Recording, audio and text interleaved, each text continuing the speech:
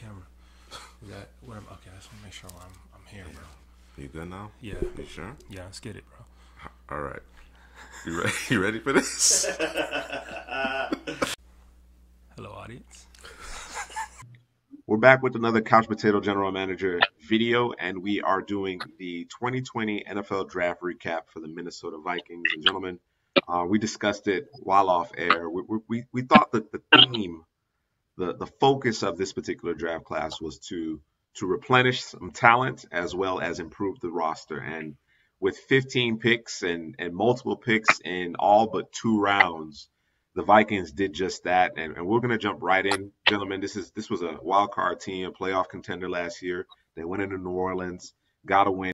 They fell short, obviously, against San Francisco, but considering everything that's taken place over the course of the offseason with the trade of Stefon Diggs, the loss of your top 3 corners, Everson Griffin being a free agent, this draft, I mean, it really couldn't have gone any better than it did. So with their first of 2 first-round picks, they selected Justin Jeferson out of the first round. And that's the pick that they acquired after trading Stefon Diggs to the Buffalo Bills. Hadley, what do you think about Jefferson and his fit in Minnesota? Man, Jefferson's the type of football player you want on your team. Just the demeanor, the work ethic, how he gets after it in run blocking. He doesn't take a snap off. He played predominantly in a slot last season at LSU. I know he played more on the outside in 2018, but at LSU, man, it seemed like Joe Burrow and him were just on the same page. It's like a lot of backyard football, like you run this route, run that route, because Joe Burrow made a lot of plays outside the pocket, and Justin Jefferson had the ability to get open. And once he got the football in space, he's a pit bull with a ball in his hand. So, I think with this offense, a lot of play action, try to get him the ball in space so he could get that yap, because I think one of his best abilities is his yards after the catch. Yeah, with Jefferson, I likened him to Michael Thomas playing in the slot. I think that he has a little bit more juice than Michael Thomas. I think, Hadley spoke to his ability to make things happen after the catch, his mentality, just the. I mean, word on the street is that he was the alpha in the room in terms of the wide receivers in the room when you have a Jamar Chase, that he was paired with, but. I mean, he people are questioning, can he play outside? When you look at his 2018 tape, yeah, he can play outside, but he can also play in the slot, and that's, between him and Adam Thielen, it's probably an interchangeable thing that they could do with those two in terms of who plays where. It's kind of, he can play the Stefon Diggs role, but I do love the pick. I think it's a great fit. And this guy might be catching 80, 90 balls this year. At the bottom of the first round, they selected TCU cornerback Jeff Gladney. And I mentioned before, Xavier Rhodes, Trey Waynes, and Mackenzie Alexander, their top 3 corners, are no longer in town. And they bring in Jeff Gladney, who I think we all agree is not unlike a cornerback we really liked coming out a couple of years ago. And, of course, we really like Gladney as well. But Jair Alexander, who's also in the division. So Drew, what do you like in particular about Gladney, and what do you think about his fit in Minnesota? I like the feistiness, man. I like the mentality, man. He's not the biggest corner. I think if you threw a couple more pounds on him and made him a little bit taller, I think he might be cornerback 1 for me. But I just love the feistiness. I love the quick twitch. I love the attitude. I like the ability to play in the slot on the outside. He was a guy who, going into, I wasn't sure what I was going to see, and he kind of popped off the take. I was like, yo, this is one of my favorite players coming into this draft, just his mentality, and his ability to come up and play the run, man. So, I think that you're going to get the best out of Jeff Gladney playing under Zimmer, with the cornerbacks, that's kind of his thing there. So, I think the sky is the limit with this guy pairing with Harrison Smith on the back end. I mean, it's going to be lights, camera, action out there.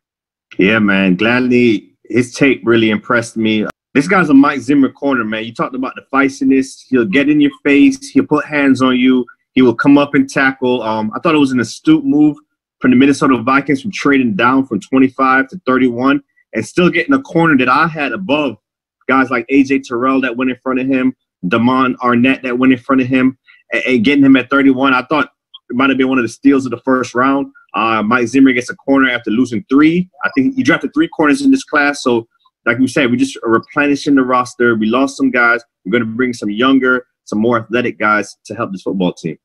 And for those of you watching this video, if you like what you saw from Jeff Gladney in 2019, you love what you see in 2018. You know, I think he battled through some injuries, some nagging injuries, and his production or his play slipped a little bit, but he still was a first-round caliber corner. His 2018 tape is stellar. Moving on to day 2, and this is probably the least busy the Vikings were throughout the entirety of the draft. In the second round, they drafted offensive tackle Ezra Cleveland out of Boise State. Obviously, there was a lot of talk, a lot of rumors that Ezra Cleveland, you know, after posting a very strong combine, showing elite athleticism at the position, may move into the first round. But ultimately, I think we all agree he went where he should have gone, which was, you know, in the second round conversation, day 2 prospect. He fits this particular scheme very well. He actually compares quite favorably to Brian O'Neill, the starting right tackle in Minnesota. And when you talk about this zone scheme and the pass protection, Ezra Cleveland appears to be a perfect fit. You spoke about the athleticism, you know, back in pass protection. I thought that, you know, that's kind of where he would live, and I likened him to Andre Dillard, drafted by the Philadelphia Eagles. I thought that in the run game it was a little, I hate to say, a little soft. There wasn't much in terms of push, power, moving folks along. That's kind of where I was like, ooh, I don't like that. But I did love when he was able to get his anchor down, hands up, punch out. You know, it was difficult for anyone to get around him or through him. You know, he ended up on the ground a lot at Boise State. That's a pet peeve of yours. I know that's a pet peeve. Yeah. Just keep your balance, man. I like offensive linemen on the ground. I want to see more nasty from Ezra Cleveland. He doesn't really have that nasty in his game. And speed to power guys might give him some trouble in pass blocking, but the positive is he fits this offense. He fits this system. It's a zone scheme. He's athletic. He can move to the second level. In his pass protection, he does have good technique, even though he probably needs a little more strength, even though he benched 30 reps, but that doesn't equate to the strength he plays with on the football field. But like I said, he fits this scheme, and he reminds me of Brian O'Neill, who they have on the right side, who they've developed quite well. Hadley, in the third round, they selected Cameron Dantzler, a cornerback out of Mississippi State. He had a rough combine, or 40-yard dash, I should say, which kind of dropped his stock a little bit. But there's some good ball production there. And again, you know, we're of the mindset that if Zimmer selects you, he's going to get the best out of you, particularly at the cornerback position. So what do you think about Cameron Dantzler? Man, Zimmer is going to be on top of Dantzler because on tape, it was just times where he just didn't want any parts of the run game, nothing physical. It's like he latched onto receivers. You know, like I'm a former corner, so I know how it is. Sometimes you just latch onto the receiver, don't want to hit that running back coming off the edge. But clean up your mess, you know. Yeah, man. You know, but he makes plays. He's a cover corner. He has the length. I think he needs to get a little more weight on him, but he has the length, the ball skills, and he anticipates passes very well. So yeah, Zimmer going to have to get in him, get that dog out of him, and get him involved in the run game. One of the biggest things that popped off the tape for me was that he was always around the football. He just always seemed to find it, always managed to touch it some way, somehow, balls bouncing around. Something to be said about guys who seem to be able to find the football, extending their careers. Hey, listen. I know he's got some issues inside the run game, but you know, some people would say, man, do I pay you to make tackles or do I pay you to cover these deepers out here and these passes? So, you know, hey, but I know Zimmer's gonna get on him about that. That can't. In the defense that they play, you got to be able to come up and make tackles. So. Yeah, for what it's worth, after Dantzler ran a disappointing 40 at the combine, there was that video that he recorded with the hand time where he ended up, I believe, in a 4.344 range. So I think Dantzler plays faster than he actually ran at the 40. So that's certainly good news. On day 3, the Vikings were very, very busy. 11 of their 15 picks on day 3, and it started with DJ Wonnum, the edge rusher from South Carolina. Drew and I had an opportunity to see him at the Senior Bowl and came away impressed. You know, there's a little bit of lack of production, and I can understand why teams or evaluators might be a little down on him from that perspective. But certainly when I saw him in the one-on-one drills, you know, he came off the ball with some bad intentions, was able to get into the chest and use some leverage against the opposing player. And I just wonder whether or not, as a rotational piece, you know, if you limit his snaps and get some coaching in him, a solid piece of that front seven or that down line rotation. Hadley, what do you think about Wonnum? I think he grow more in his frame. I'm not sure how the Vikings are going to use him. I've seen him stand up. When he puts his hand in the ground, he comes off with more tenacity. He brings intangibles and leadership to your football field, so Zimmer's going to love that. I think he probably got to make his way through the special team thing because I'm not sure he's ready to come in and start right away for these guys. I think he's more of a rotational piece right now. I don't think there's the expectation that Wonnum. Yeah, I don't think so. You know, but to your point, he's going to have to show up in special teams and in those sub packages and give the edge rushers, Daniel Hunter, the incumbents, a breather from time to time. Definitely. I had here in my notes is a stand up or hand in the ground guys, Hadley and Juice had spoken to. Edge who has high motor and uses length and to engage and disengage blockers, has some first step quickness, was used to cover running backs out the backfield and drop back in the zone like in a variety of different ways. This probably speaks to some of his lack of production because of the way he was used. I think that if you're asking him to do just one thing or two things, I think that may start to hone his craft, and he might end up being actually a steal in this draft because of that. I actually think the next three guys, including Wonnum, these guys, I think these are steals. And I know we're talking about fourth round picks, but man, just the type of players that they've gotten here coming up is I love it. So, Drew, give me your thoughts on those players. James Lynch, defensive lineman out of Baylor, and Troy Dye, linebacker out of Oregon. So with James Lynch, out of Baylor, I thought not a bendy guy, but a high motor, extremely high effort guy who's going to cause problems for offensive linemen at the line of scrimmage, can push the pocket and hold the point of attack.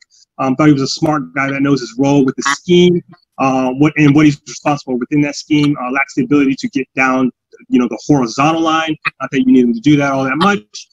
Has good hand usage at the point of attack, holding up offensive linemen. I just love the effort this dude was given, man, and the damage he was causing at the line of scrimmage. Yeah, James Lynch was one of my sleepers coming into this draft class. Got he's extremely agile and nimble for a guy his size. He can win around the edge through the contact. He reminds me a little bit of Matt Ioannidis from the Redskins. His motor just keeps going and going and going, and his upper body strength allows him to, to me, he's a poor man's AJ Epinesa in this draft class. They win in very similar ways. He could play outside on the edge on run situations, slide inside, 3-tech on passing downs and get to the quarterback. So, I really like Lynch. I think this guy could eventually be a starter for the Minnesota Vikings. Yeah, and they had Lynch, a lot of two-gapping too at Baylor. Yeah, and still he had eye-popping sack numbers. Troy Dye, he led the Oregon Ducks in tackles all 4 seasons. He's always around the football. I think he's very smart, instinctive. I like his pre-snap awareness. I think this guy could be a leader on the football field. He's a head-on-the-swivel linebacker. Uses his hands well to disengage. To me, he also could drop back in coverage also. To me, he's more of a finesse guy. He's not one of those guys that's going to, bang you or knock your head off. But, smart, get to the ball, tackle the ball. That's Troy Dye. Yeah, I thought, looking at the tape, and I had to check his size. So I'm like, man, let me check his size. Look a little light in the pants. And, yeah, he was around the 230 range. I'd imagine he's going to gain a couple more pounds, now that he's in the league. But yeah, and when you talk about guys who are lighter, at the linebacker position, you figure, these are the guys that are going to try to slide around blocks or are going to try to go around blocks. But no, I thought that he would take blocks on. He wouldn't always win, but for the most part, he's a guy who's going to take a block on in the hole. And I thought that, he was great coming off the edge. Thought he had some explosiveness coming off the edge when he was able to blitz, good timing blitzer. And I think this is a guy who's going to contribute immediately because of the high energy that he's giving and the smarts that, that he has. And like Hadley said, he was good in coverage, man or zone, didn't matter. And he has some great closing speed. With a pair of 5th-round picks, the Minnesota Vikings added Harrison Hand, cornerback out of Temple, and wide receiver KJ Osborne out of Miami. Your thoughts on Harrison Hand? This is a corner who's essentially kind of the opposite of Dantzler, a guy who's who's going to come up aggressive, going to bang in the run game, has no issues putting his head and helmet in there to make a play on the running back coming out the backfield. A guy who played a ton of zone but manned up at the goal line is a little handsy at the goal line, but I thought he did some good work there. Thought he had some quick twitch about him. One of the things that I had an issue with is in the zone coverage, he would keep his eyes too much in the backfield, be manipulated by the quarterback, and some bad things happen. But we know Zimmer is. Can we call him the cornerback whisperer? Because he just got rid of 3 corners, we can't really call him that. No, you call him that. I think it's fair. No, because Rhodes was closed last year, bro. I just want to make sure you know that.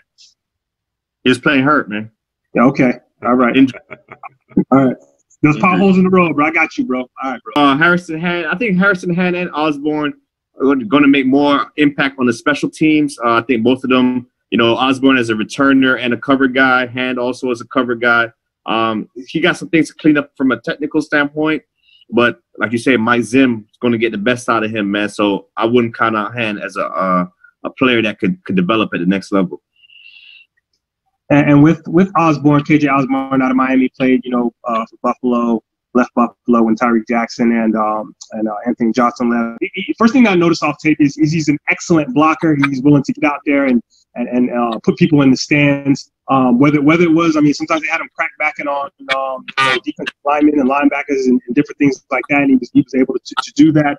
I think this is a guy who's willing to go over the middle, not scared to make a catch. Not saying that he's a contested catch guy, because I didn't see too much of that, but he's a guy who's not afraid of the incoming bullet that would be the safety linebacker. Makes the catch and is willing to take the blow that's coming his way. He's a guy who, it's obviously in the 5th round developmental.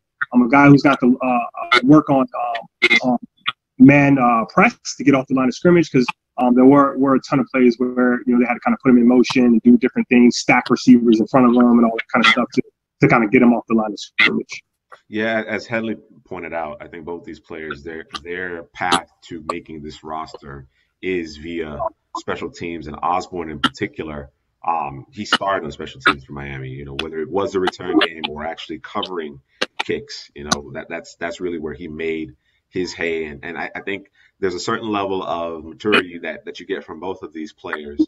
The products that have come out of Temple over the last several seasons, they always seem to be really physical, really well coached. Matt Rule certainly has something to do with that as well, who's now in Carolina. So I would not be surprised that either of these players make this team, but they're going to make this team through special teams. Moving on to the 6th round, Hadley, we have Blake Randle, the guard out of Oregon State. He played tackle. We expect him to move inside the guard. And safety Josh Metellus from Michigan. The guard Blake Randle started all 48 games there, so he's durable. He's one of those worker bee guys. He's quick out of his stance, can get to the second level, so he's going to fit that offense, that outside zone offense, and possibly could crack the lineup. Dang, just gave him all that praise? That's dang, okay. All right, love.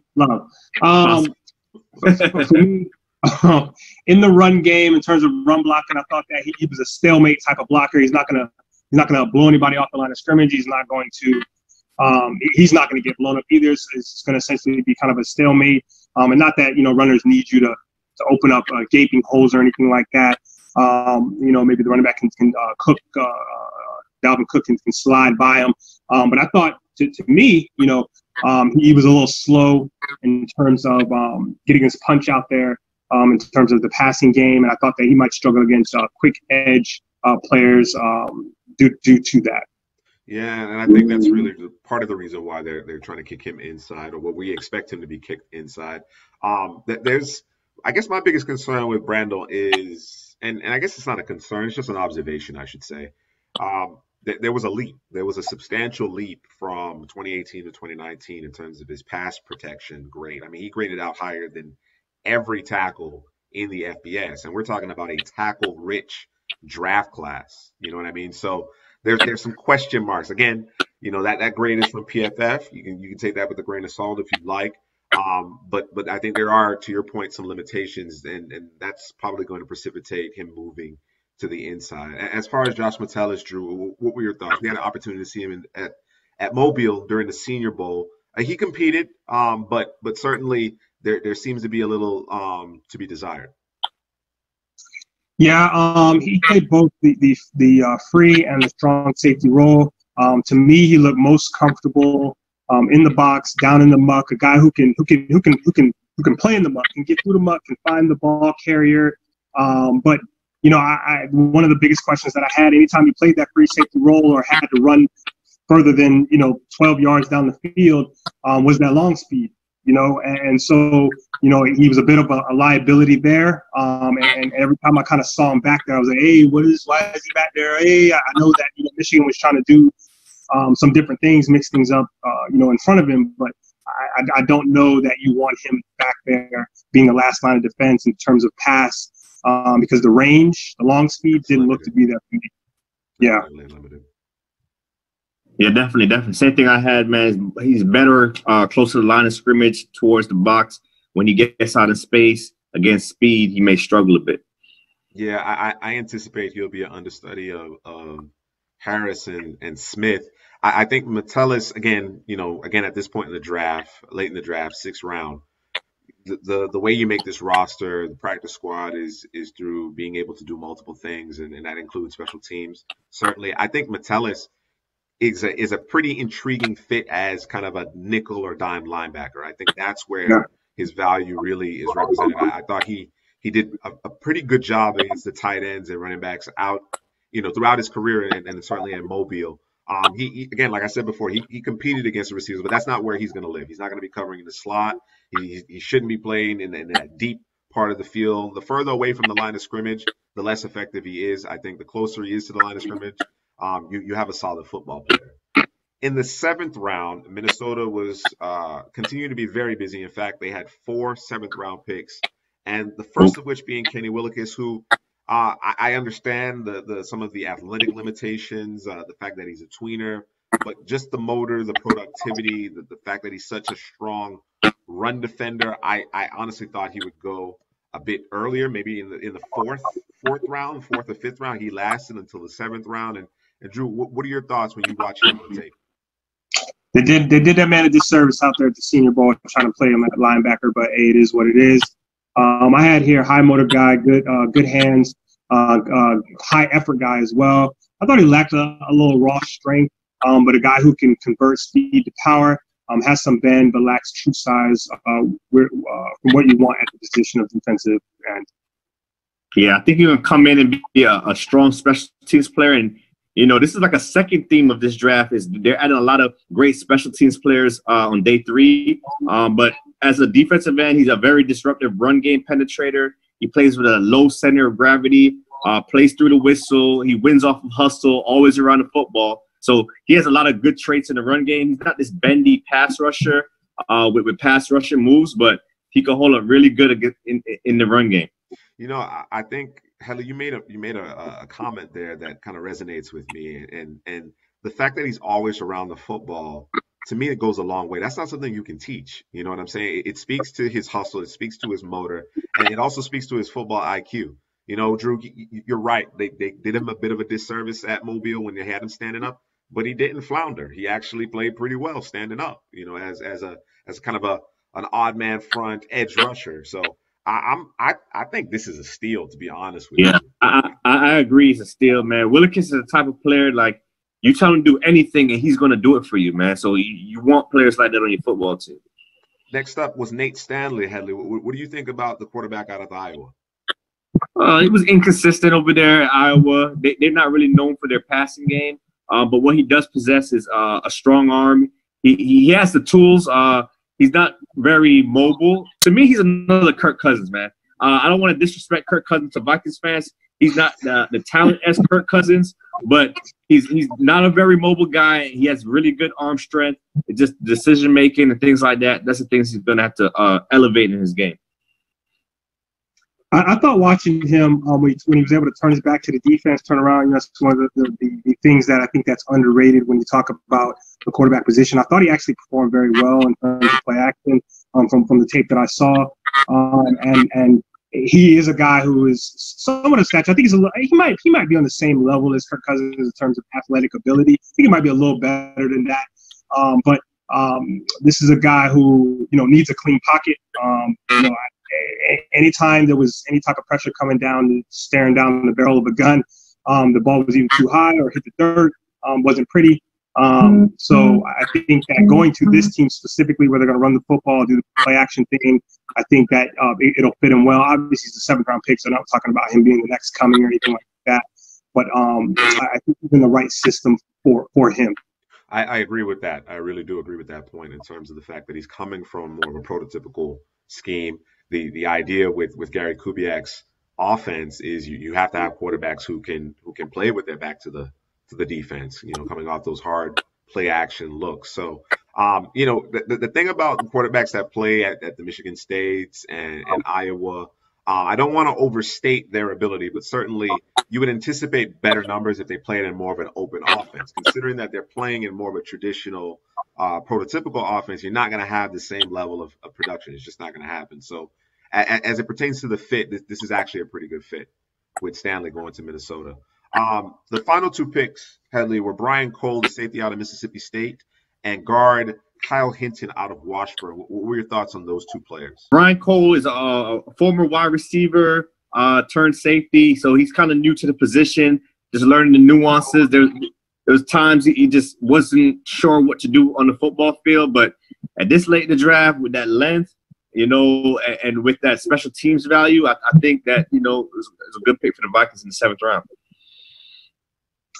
Watching the tape, this is a guy who has A+ closing speed, a guy who played in the slot, who came off the edge of the slot and blitzed and was good at timing up the blitz. He's physical at the point of attack. You can tell he's raw. Didn't know he's coming from playing receiver over to safety. This guy might be. I'm not going to say a steal. I'm going to call it a possible gem. All he needs is some time, some grooming, some get the manicure going, get them cleaned up, and this guy may be a player for them in the future. And I would assume he might be the best special teams player on the field, just because of his ability to close and his ability to kind of learn the defensive side of the football. And with Kyle Hinton, man, listen, anytime you play for these smaller schools, I'm always gonna say it, you're gonna always hear me say it. You got to dominate. You got to look like the man amongst the boys. And let me tell you, he was mauling folks out there. He was embarrassing folks out there. And obviously, the one of the themes for the Vikings was to insert as many offensive linemen into the offensive line room and see who works. Just throw it all against the wall and let's just see what comes out. And this is just another piece. And a guy who, probably is probably going to have to sit, I would imagine. But I mean, his physicality, his willingness to take on anyone and anything at any point, it might play. It may play. Yeah, he's a athletic guy. Like you said, he was at Washburn and he dominated the level of competition. But what really got him drafted was that pro day. Ran in a 4.88. 34 bench press. So he killed his pro day. He shows athleticism. So he's going to kind of fit this scheme, get to the second level, pull, and open up some running holes, man. So another guy, there's a lot of competition interior for the Minnesota Vikings, and he's just going to be part of that. All right. I wanted to mention Cortney Davis, one of the Vikings undrafted free agents. Again, we had opportunity to see him in Mobile during the Senior Bowl. He's out of Texas A&M, and there are flashes. That there's some consistency concerns, but certainly there's some flashes, and we'll see. Again, that's another position that is pretty deep. Will be quite a bit of competition as well. So we'll see. We'll see if he holds up. But certainly, the Vikings. They've done a masterful job during this particular draft and extending to the undrafted free agents in terms of, again, replenishing and improving this particular roster. The depth, I think, really stands out to me. Again, teams that lose their top 3 corners in this passing league typically are floundering. They're typically, they're having to overpay in free agency because you can't afford to lose all of those snaps. Well, they've managed, and we'll see ultimately how it plays out. But on paper, they've managed to mitigate that quite well. So a masterful job by the Vikings front office and scouting department throughout this draft process. I think they had one of the strongest drafts out of all 32 NFL teams. They addressed their needs. Like you said, replenished the roster, got some special teams value later in the draft, and got some steals also. So, yeah, good job for the Vikings. I mean, when you talk about the amount of picks that they had, we know a couple of years ago, we know that the Browns had as 10,000 picks that they had, and I guess the jury's still out on those picks. But you think about, okay, well, we have all these picks, we need to fill these holes, and they kind of, the board kind of matched up for them, you know what I mean, in terms of filling holes and the different type of players they have, with the high effort guys who if you got effort and you're a high motor guy and you have some traits, some physical traits that fit what we want to do on defense, I mean, hey man, listen, as far as I'm concerned, the sky is the limit, because we're not going to put you in a position where you're at a disadvantage because because of the limited amount of traits that you have. But I'm telling you, just them fourth round guys, I'm just telling you, hey man, I keep looking at it, I keep smiling as I'm scrolling down here. I love it. I love it.